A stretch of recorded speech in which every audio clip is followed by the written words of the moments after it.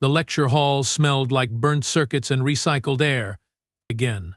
I swear Professor Torvin had blown out the environmental controls 3 times this semester alone. The old Velcran never could figure out basic maintenance, but ask him about gravitational physics and he would talk your auditory sensors off for hours. I settled into my hover seat, letting it adjust to my body weight. Around me, students from 17 different species were doing the same. Some floated, some perched. One particularly ambitious Quillix was literally hanging from the ceiling because, well, that is just what they do. Settle down, Torvin announced, his voice crackling through the translator embedded in my neural implant. He shuffled to the front of the room on his 6 spindly legs, each one making a soft clicking sound against the floor. Today we discuss gravitational tolerance across sentient species. And let me tell you, this is where biology gets truly fascinating. I tried not to roll my eyes. Torvin said that about everything. Last week he had claimed that atmospheric pressure differentials were fascinating. The week before it was radiation resistance. Everything was fascinating to this guy. He pulled up a holographic display, and numbers started floating in the air between us.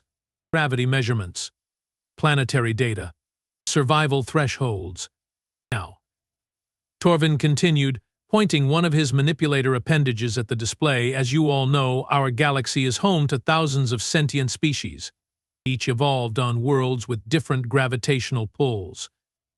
The Velcrans, my own people, come from a world with 0.4 standard gravities.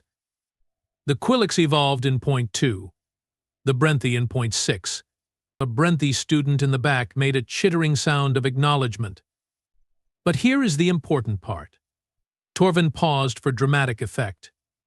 He loved doing that. No known sentient species has ever evolved on, or can survive for extended periods on, a world with 1 standard gravity or higher. I had heard this before. It was basic xenobiology. High-gravity worlds were death traps. The stronger the gravitational pull, the more energy a body needed just to move. Bones had to be thicker. Hearts had to pump harder. Everything became exponentially more difficult. 1 standard gravity, Torvin repeated, is essentially the universal limit. Cross that threshold, and you are looking at a planet that will crush most species within hours, days at most. The energy expenditure alone would be catastrophic. Lena, sitting next to me, leaned over. She was a Yillith, all crystalline skin and bioluminescent patterns.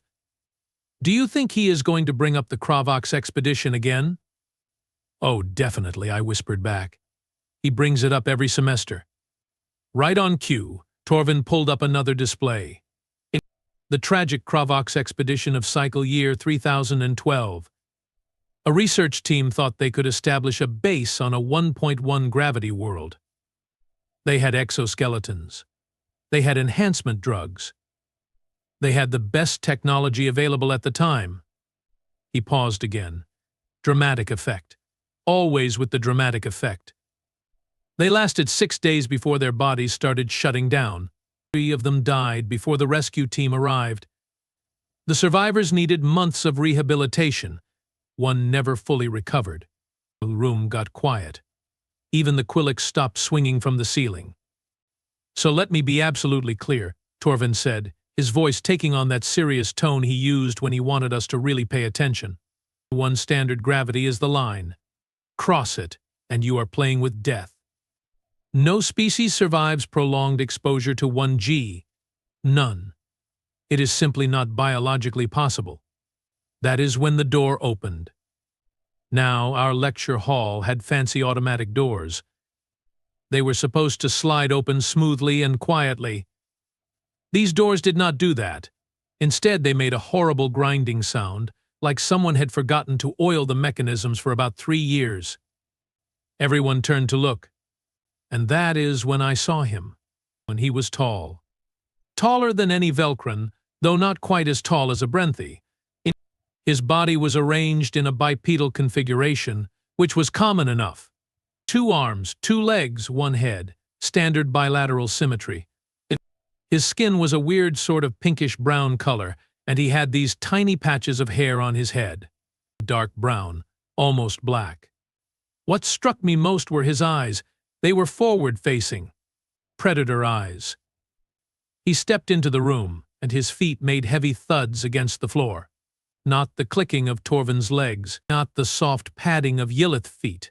Proper, solid thuds. "Sorry I am late," he said, and his voice came out in actual sound waves, not through a translator. Deep, resonant. "Had trouble finding the building. Your campus signage is, not great." Torvin stared at him. We all stared at him.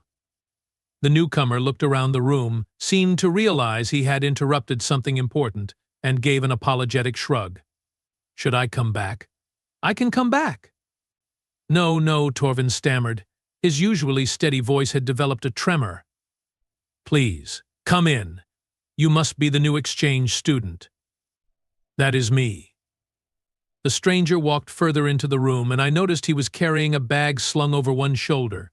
Just carrying it. Like it weighed nothing. Marcus Webb. From Earth. "Pleased to meet everyone." Earth. The name meant nothing to me. I had never heard of it. Marcus found an empty hover seat near the front and, after examining it for a moment, sat down. The seat immediately adjusted, then made a concerning whining sound. It was not used to that much weight. Torvin had recovered some of his composure. "Welcome, Marcus. I am Professor Torvin. We were just discussing gravitational tolerance in sentient species." "Oh, cool." Marcus set his bag down on the floor. It hit with a thud. "Sounds interesting." Indeed. Torvin turned back to his display, but I could see his manipulator appendages were trembling slightly. As I was saying, one standard gravity represents an absolute threshold. No species can survive prolonged exposure to such extreme conditions. Marcus raised his hand. Torvin blinked at him. "Yes?" "Quick question," Marcus said, and there was something in his tone. Not quite sarcasm, not quite humor, something in between. "What gravity does Earth have?" The room went silent again. Different kind of silent this time. Confused silent. Torvin pulled up his datapad and started scrolling through planetary databases. "Earth, Earth, Earth," he muttered. "Where is?" "Ah, here we go. Sol system. Third planet. Single large moon. Atmospheric composition is, oh my." "What?" Lena asked. Torvin looked up at Marcus, then back at his datapad, then back at Marcus. "This says Earth has 1.0 standard gravities." "Yep," Marcus confirmed. 1 g give or take. "That is impossible." "I mean, I grew up there, so I am pretty sure it is not impossible." Torvin's translator must have glitched, because what came out next was a series of unintelligible clicks and buzzes. He cleared his throat. Tried again. "You are saying you evolved on a one-gravity world?" "Correct." "Yeah. And you can move around normally in one gravity?" "Well, yeah." Marcus stood up to demonstrate. Walking, running, jumping, all the usual stuff. "I played a lot of basketball in high school." "That is a sport where you know what, not important right now." He sat back down. The hover seat whined again. I could see Torvin's brain working. You could always tell when he was thinking hard because his eye stalks would rotate in little circles. Right now they were rotating so fast I thought they might fall off. "But that is not possible," Torvin said finally. "The energy requirements alone. Your cardiovascular system would have to be incredibly powerful. Your skeletal structure would need to be absurdly dense. Your musculature is pretty good." "Yeah," Marcus agreed. "I mean, I am not a bodybuilder or anything, but I can bench press about 80 kilograms on Earth." "More here, obviously, since your station is running at what, 0.4? 0.35, Torvin said weakly. "Right, 0.35. So here I could probably lift like 200 kilograms? Maybe more? I have not really tested it." Lena grabbed my arm. Her bioluminescent patterns were flashing in what I recognized as extreme anxiety. "Vec," she whispered. Is he saying what I think he is saying? I think he is saying humans are from a high-gravity world. That is insane. I know. No. Torvin had moved on from shock to academic curiosity. His eye stalks stopped rotating and focused intently on Marcus. Tell me about your planet. What is the atmospheric pressure? 1 atmosphere. Hence the name. Oxygen content? About 21%. Background radiation? Normal? I guess. We have an ozone layer that blocks most of the bad stuff. Torvin was taking notes frantically on his data pad. And your species evolved naturally. No genetic engineering? No artificial enhancement? Nope. Just good old-fashioned evolution. Took a few million years, but we got there. This is remarkable. This is unprecedented. This changes everything we thought we knew about gravitational limits. Does it, though? Marcus leaned back in his chair. The hover mechanism gave up entirely and just let him sit on the solid base. I mean, you said no known species survives 1G. Now you know one. Seems like you just needed to update your data. I had to admire his attitude. Here was Torvin, having his entire understanding of xenobiology challenged, and Marcus was treating it like a minor clerical error. Quinn, another student, raised one of their tentacles. Professor, if humans evolved in 1 gravity, what does that mean for their physical capabilities? Well, Torvin said slowly, theoretically it means they would be significantly stronger than most species. Their bones would be denser, their muscles more developed, their cardiovascular system more efficient. They would have to be, just to survive. I am really not that special, Marcus interjected. I am pretty average for a human, maybe even below average. I was never great at sports. You can lift 200 kilograms, I pointed out, in low gravity. That is cheating. That is still 200 kilograms. Marcus shrugged. I guess. Barl, a Threxian student known for asking difficult questions, spoke up. What about your pain tolerance? High gravity would cause constant stress on your body. You must experience significant discomfort just existing. Not really? Marcus thought about it. I mean, sure, if you work out too hard or pull a muscle, that hurts. But just standing around? Walking? That is normal. We do not even think about it. You do not think about constantly fighting against a force that would kill most species in this room. Barl pressed. Well, when you put it that way, it sounds more impressive than it is. Lena was still gripping my arm. Her patterns had shifted from anxiety to fascination. Vec, she said, do you realize what this means? That humans are terrifying? That humans are basically indestructible compared to us. If he comes from 1G and can function normally there, then in our environment, she trailed off, doing mental calculations. He is operating at less than half his normal load. He could probably throw me across the room without even trying. Please do not give him ideas. Torvin had pulled up more data.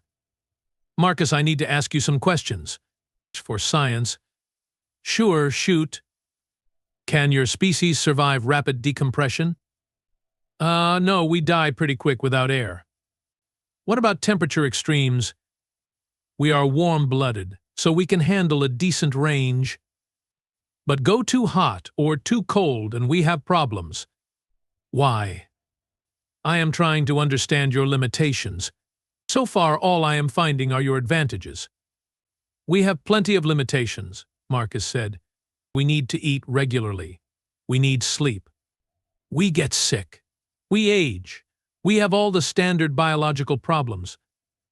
But in terms of physical durability, Torvin pressed, you are far beyond most species. I guess? I have never really thought about it. A thought occurred to me. Marcus, what do humans do for fun? He looked at me. That is a random question. Humor me. Well, lots of things. We play sports. We watch entertainment media. We socialize. Some people like to climb mountains. Wait, I held up a hand. You climb mountains?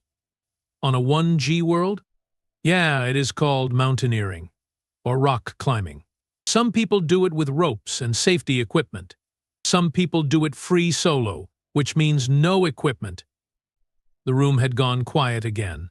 This was becoming a pattern.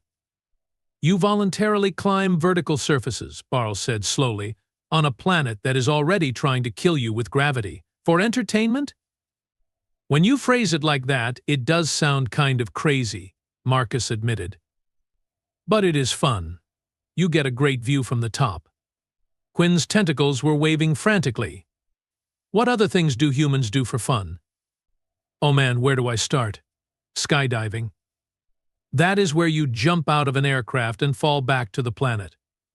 Why? Several students asked simultaneously. Because it is thrilling? You get to fly through the air. Well, fall through the air. But it feels like flying. Then you open a parachute and float down safely. Usually safely, I said. Usually safely, Marcus agreed. There have been accidents. But that is true of anything. Lena had let go of my arm and was staring at Marcus like he was some kind of exotic specimen. Which, to be fair, he was. What else? Bungee jumping. That is where you tie an elastic cord to your ankles and jump off a bridge. Why? This time it was Torvin asking. Same reason. It is fun. Your species jumps off elevated structures with only an elastic cord preventing your death for fun. Yeah. Oh, and we also have cave diving. That is where you go swimming in underwater caves. It is considered extreme because if something goes wrong, you are trapped underground in the dark with limited air. Of course you have that, I muttered. Marcus was warming to his subject now. Then there is base jumping, which is like skydiving but from lower heights so you have less time to deploy your parachute. And ice climbing. And volcano boarding, where you slide down the side of an active volcano on a board. An active volcano, Torvin repeated. Well, not during an eruption. That would be stupid. That would be stupid, Lena echoed, sounding dazed. I was starting to understand something fundamental about humans. They had evolved in an environment that was constantly trying to kill them. One gravity meant every movement required effort. But instead of making them weak, it had made them strong, and apparently it had also made them seek out danger for entertainment. Professor Torvin was writing furiously on his data pad. This is going to require a complete revision of gravitational biology theory. Every textbook will need to be updated. Humans represent an entirely new category of sentient species. I am just a guy, Marcus protested. Really, back home I am completely average. That is what concerns me, Torvin said. If you are average, what are the exceptional humans capable of? Oh, well, we have Olympic athletes. They can do some pretty amazing things. There was this one runner who could do the 100-meter dash in under 9.5 seconds. On Earth, in full gravity. The room erupted in shocked noises. Various students were clicking, buzzing, chirping, and in Quinn's case, releasing small puffs of colored gas. It was chaos. Torvin held up his manipulator appendages for silence. Please, everyone, let us approach this scientifically. Marcus, would you be willing to participate in some tests? Nothing invasive. Just measurements, strength assessments, endurance trials. Sure, I guess, as long as it does not interfere with my classes. Excellent. We will schedule something for this afternoon. Torvin looked around at the rest of us. The rest of you, I want you to write a paper on the implications of high-gravity species for xenobiological theory. 5,000 words. Due next week. There was a collective groan. This is important, Torvin insisted. We are witnessing a paradigm shift in our understanding of biology.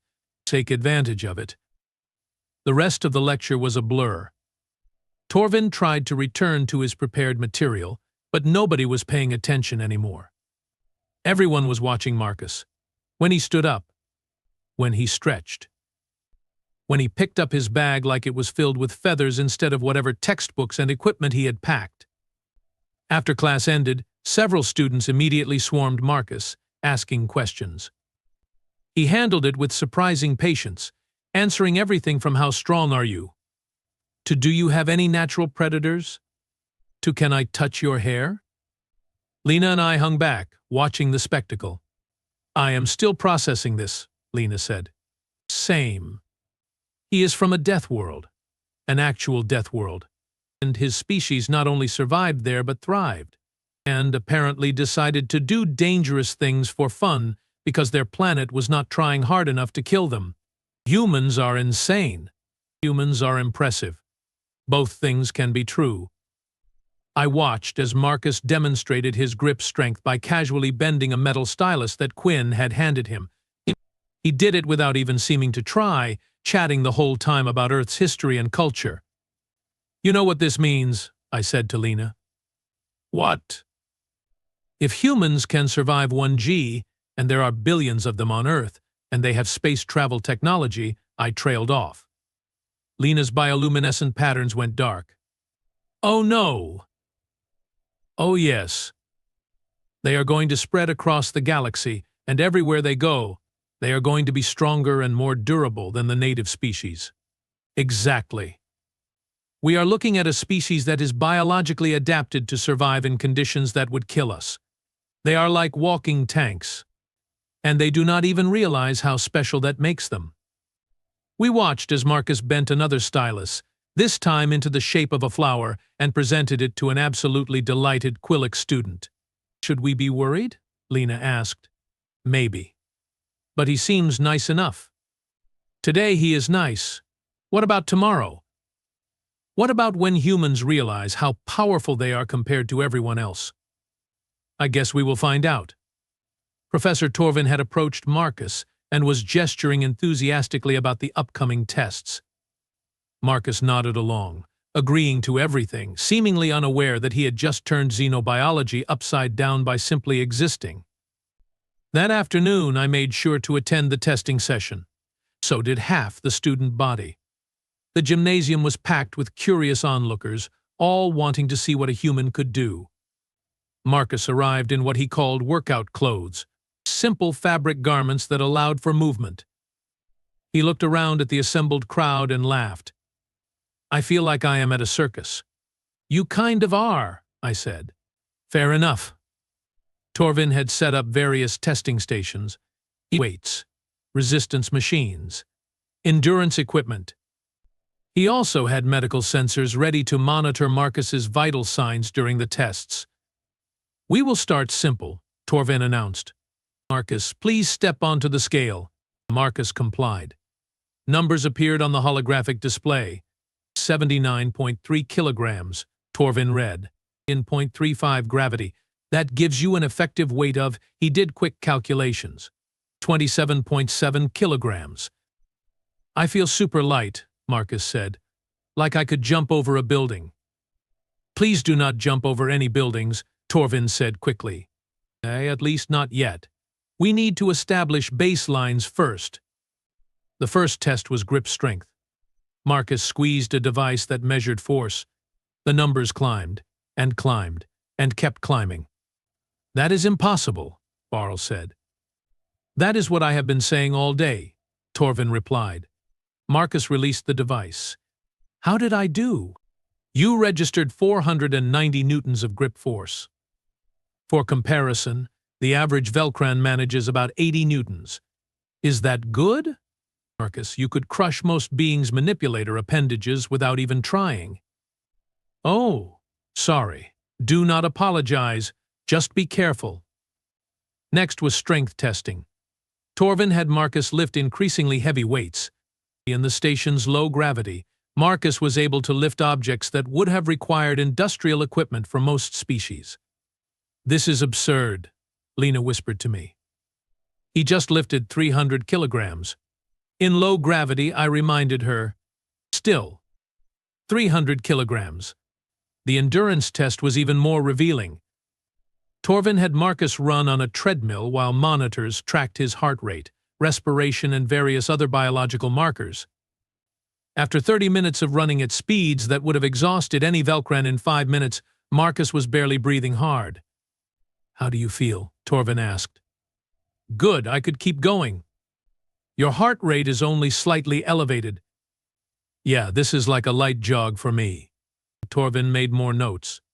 "Your cardiovascular system is remarkably efficient. We have to be. On Earth, we need strong hearts to pump blood against gravity. Obviously."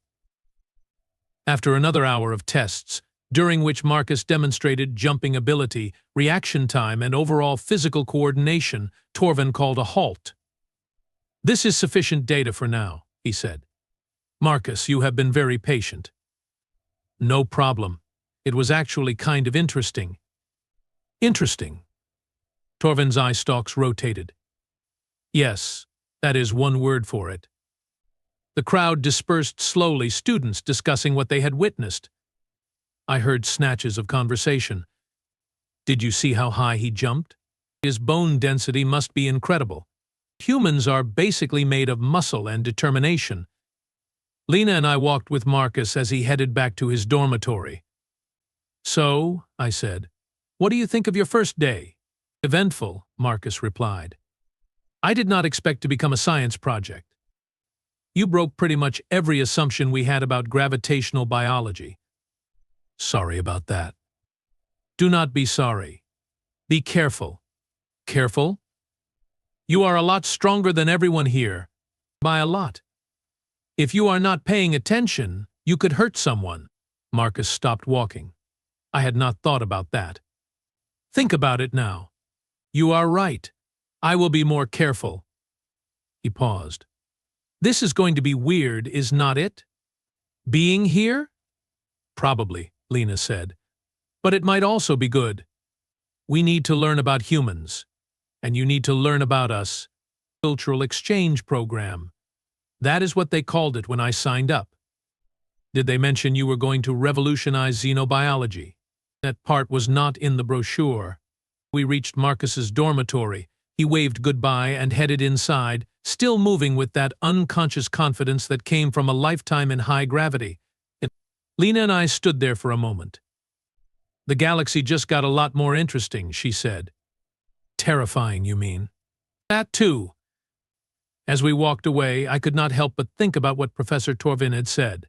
Marcus was average for a human, which meant there were billions more like him on Earth, stronger than us, more durable than us, and they were starting to spread out among the stars. The galaxy was about to learn a very important lesson. Never underestimate the species that evolved to fight gravity every single day of their lives. Because when gravity stops fighting back, those species become something extraordinary. In humans? Humans had been fighting gravity at 1G for their entire evolutionary history. We had no idea what we were in for. 3 weeks passed since Marcus Webb turned our understanding of biology upside down. 3 weeks of watching him navigate a world that, for him, might as well have been made of feathers and tissue paper. And let me tell you, it never stopped being weird. Professor Torvin had published his initial findings. The paper caused an uproar across 17 academic institutions. Scientists were demanding more data. Some were calling it fraud. Others were already planning expeditions to Earth to study humans in their natural habitat. The whole thing was a mess. Meanwhile, Marcus was just trying to attend classes and not accidentally break anything. He was not always successful at the second part. "I am so sorry," Marcus said, for the third time that week, staring at the crushed data pad in his hand. "I thought I was being gentle." The equipment technician, a small Pixith named Rin, just sighed. "It is fine. We have backups. But maybe you should requisition reinforced equipment?" "Good idea." I was getting used to scenes like this. Marcus would pick something up, apply what he thought was normal pressure, and the object would crumple or snap or shatter. He was like a toddler learning to control his strength, except the toddler was nearly 2 meters tall and could bench press a hover car. Classes had become entertainment. Every professor wanted Marcus to demonstrate something. The physics class involved him proving momentum calculations by throwing objects farther than the safety zone allowed. In chemistry class had to reinforce all the glassware after he broke 3 beakers just by setting them down. The biology class was just Torvin asking increasingly specific questions about human physiology. Do humans have any natural venom? Torvin had asked yesterday. No. No. Acid spit? No. No. Retractable claws? Also no. Then how did you become apex predators? Marcus had shrugged. Persistence hunting. We would just chase prey until it collapsed from exhaustion. Then we would throw rocks at it. The class had gone silent. Again, that kept happening.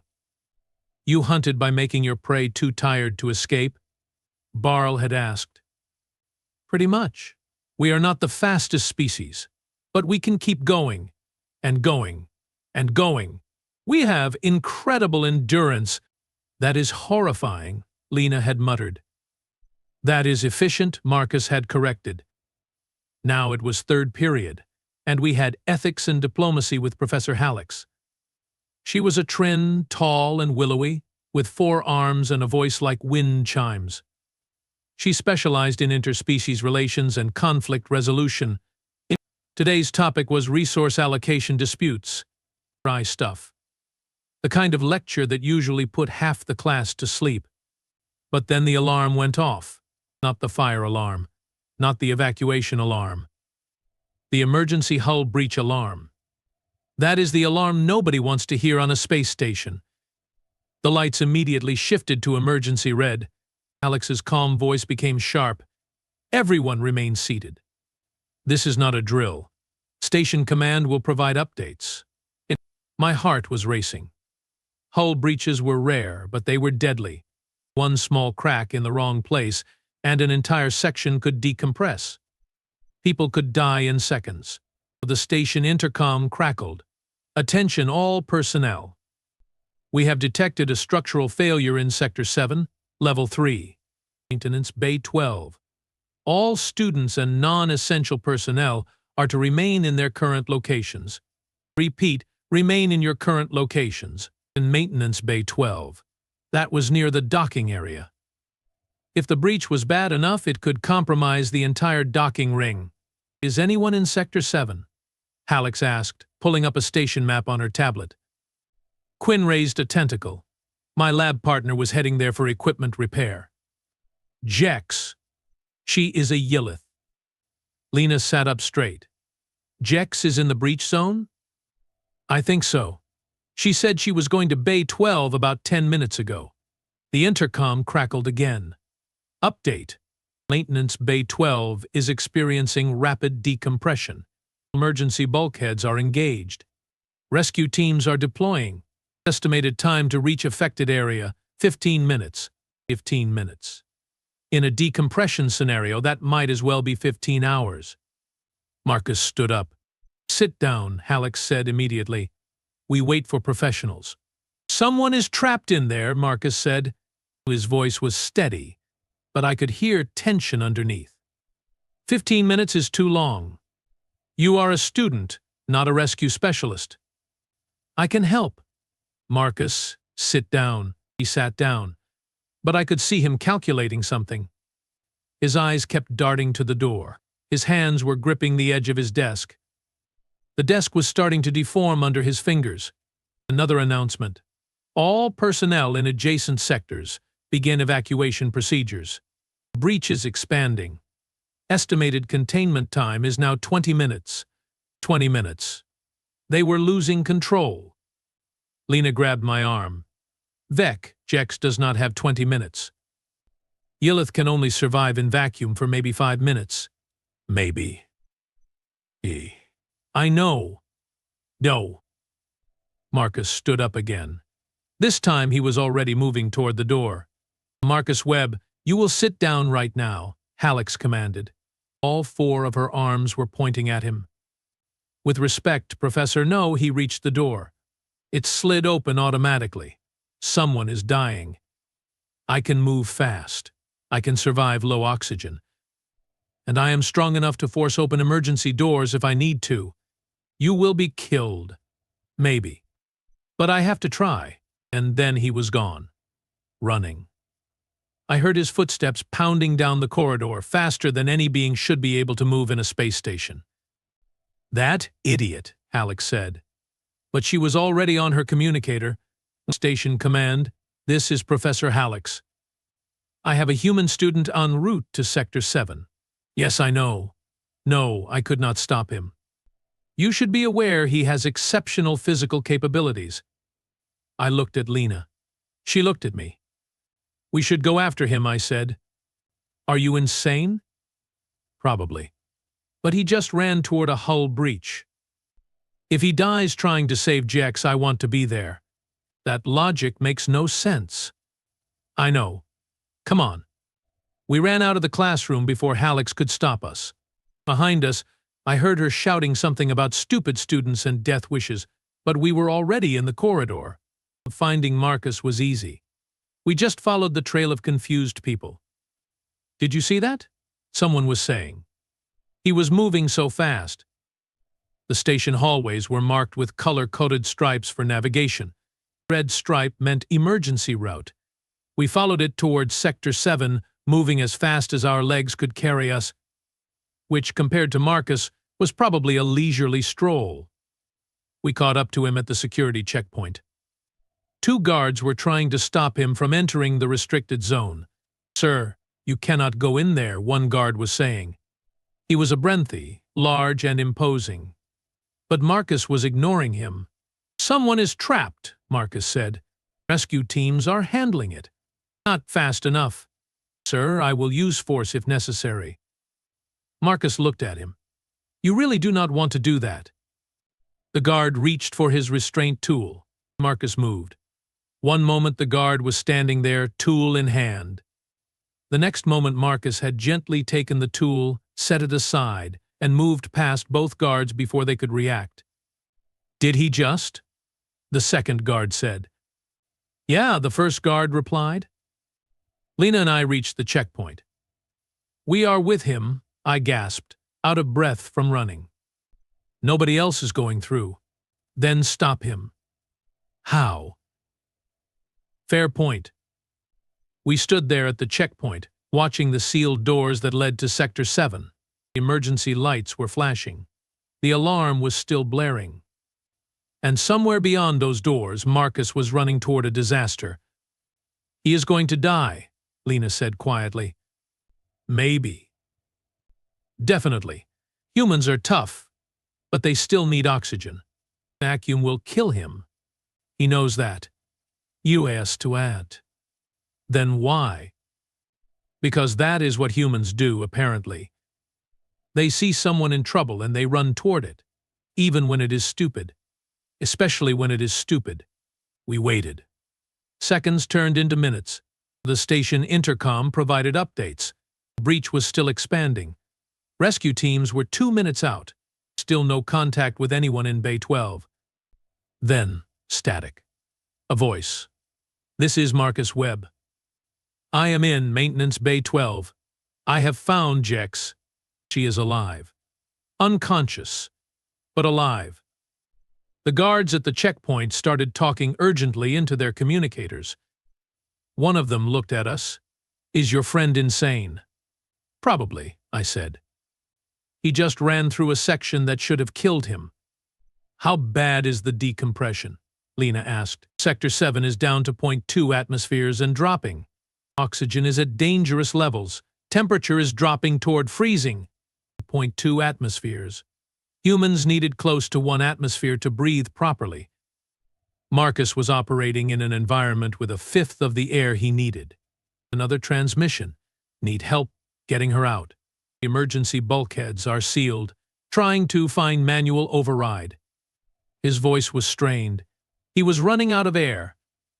Tell him to get out of there, one of the guards said into his communicator. Leave the Yillith and save himself. He will not do that, I said. How do you know? Because I have been watching him for 3 weeks. Humans do not leave people behind. More static. Then Marcus's voice again, weaker now. Found the override. Opening bulkhead. Bringing Jex through. Need medical at checkpoint Alpha. He did it, Lena said. He actually did it. The rescue teams arrived at the checkpoint. Medical personnel. Emergency response crews. They set up a portable airlock and pressurization chamber. Everyone was shouting instructions. Equipment was being deployed. Then the inner door of the airlock cycled open.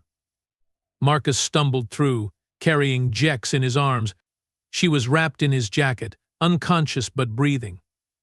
He was moving on sheer determination. His skin had a blue tint. His lips were nearly purple. His eyes were unfocused. "Here," he said, handing Jex to the medical team. His voice was barely a whisper. "She needs help." Then he collapsed. The next few hours were chaos. Medical teams worked on both Marcus and Jex. Professor Torvin showed up, demanding to know what happened. Professor Hallex arrived, looking ready to either hug Marcus or strangle him. Station command sent representatives to investigate. Lena and I waited outside the medical bay. We were not allowed inside, but nobody made us leave. Finally, a doctor emerged, a Velcran like Torvin. The Yillith will recover fully. She was in vacuum for approximately 4 minutes. Her biology allowed her to survive that long. But she would not have lasted much longer. "And Marcus?" I asked. "The human is stable. He suffered severe oxygen deprivation, mild hypothermia, some tissue damage from rapid decompression, but his body is remarkably resilient. He should recover within a few days." "Should?" "Wund. He is the first human we have treated. We are learning as we go." "Great. Very reassuring." They let us see Marcus later that evening. He was in a recovery bed, hooked up to various monitors, oxygen mask over his face. But he was awake. "Hey," he said when we entered. His voice was muffled by the mask. "You are an idiot," Lena said. "Yeah. You almost died, but I did not. Bad. Died. You ran into a decompressing section of the station with no suit, no equipment, and no plan. I had a plan. Get Jex, get out. That is not a plan.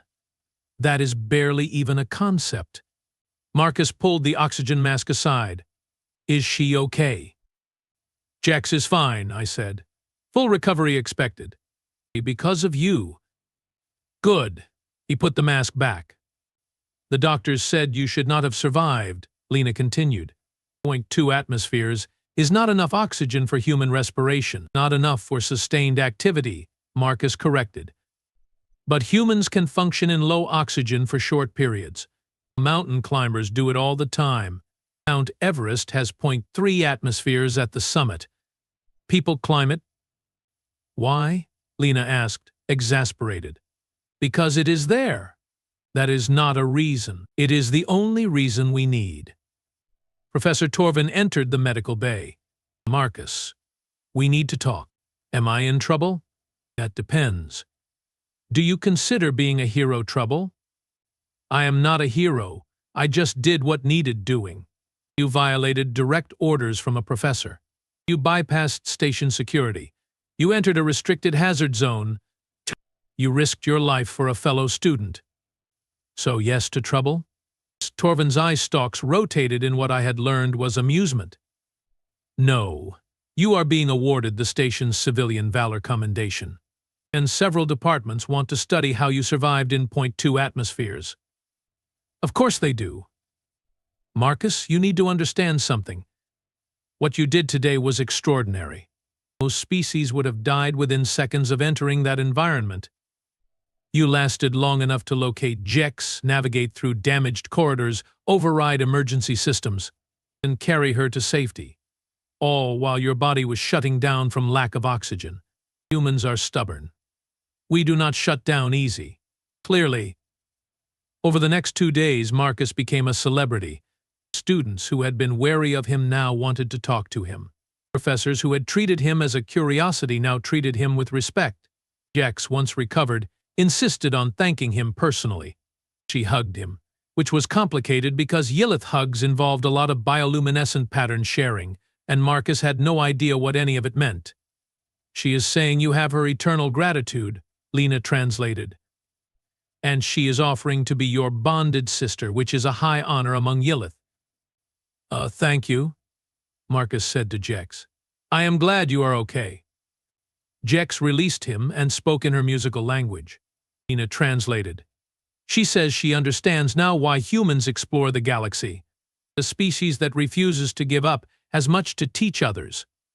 We are just persistent, Marcus said, like those tiny insects that keep trying to climb up a wall even after falling down. Ants, I supplied. Yeah, ants. We are like ants. Stubborn ants. Ants that can lift 200 kilograms, Lena added. Okay, strong, stubborn ants. That night, a group of us gathered in the station's common area. Marcus, Lena, Quinn, Barl, Jex, and myself. We were supposed to be studying, but mostly we were talking. I have a question, Quinn said, their tentacles waving thoughtfully. Marcus, why do humans help each other? Even at great personal risk? Why would we not? Most species have self-preservation instincts.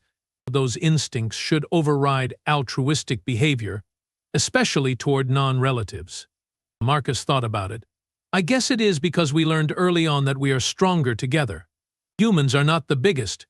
We are not the fastest. We do not have claws or venom or armor. What we have is each other. So we take care of each other, even when it is hard. Especially when it is hard. That is remarkably inefficient from a biological standpoint, Barl observed. Maybe.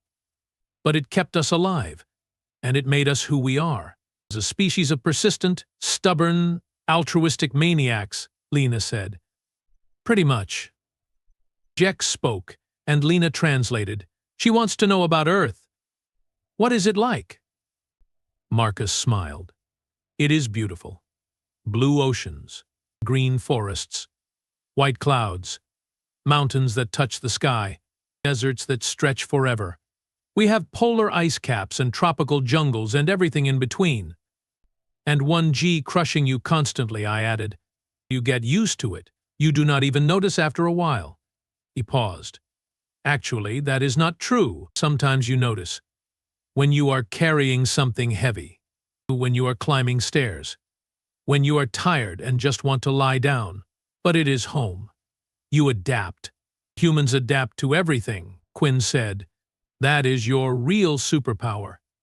I suppose. We talked late into the station night. Marcus told us about Earth history, wars and peace, inventions and disasters, art and music and literature. He told us about pizza and basketball and ocean surfing and 1,000 other things that made no sense in a zero-gravity environment. And slowly I realized something. Humans were not just physically tough. They were mentally tough. They had survived ice ages and plagues and their own worst impulses. They had built civilizations in the harshest environments. They had looked at a 1G world full of predators and disasters and said, yes, this is fine, we will make it work. What do you think happens now? Lena asked me later, after the others had left. We were walking back to our dormitory. Marcus had already headed back to his room, still recovering from his oxygen deprivation. What do you mean? With humans, now that we know about them? Now that the galaxy knows about them? I think everything changes. We thought we understood the limits of biology. We were wrong. Humans push past those limits just by existing. Do you think more will come? More humans? Definitely. Marcus said Earth has over 8 billion people. They have space travel. They have curiosity. Of course more will come. And when they do? I thought about it. Marcus running into danger. Marcus lifting weights that would crush me. Marcus surviving conditions that should have killed him. Marcus helping Jex without hesitation. When they do, I said, I think they will change everything. And I think that might be exactly what the galaxy needs. We reached our dormitory. Lena stopped at her door. Vec, I have decided something. What? What? I want to visit Earth someday, in 1G. Are you insane? Probably. But if Marcus can survive in our low gravity, maybe we can survive in his high gravity. At least for a little while. I want to see the world that built humans, the world that made them strong and stubborn and brave. You will need an exoskeleton. Then I will get an exoskeleton. I want to see mountains that touch the sky. I want to see oceans under 1 gravity. I want to understand. I considered this. You know what? Me too. Really? Really? If we are going to share a galaxy with humans, we should understand where they come from. Deal. After we graduate, we visit Earth. Deal. The next morning, I woke up to find that Marcus had been released from medical.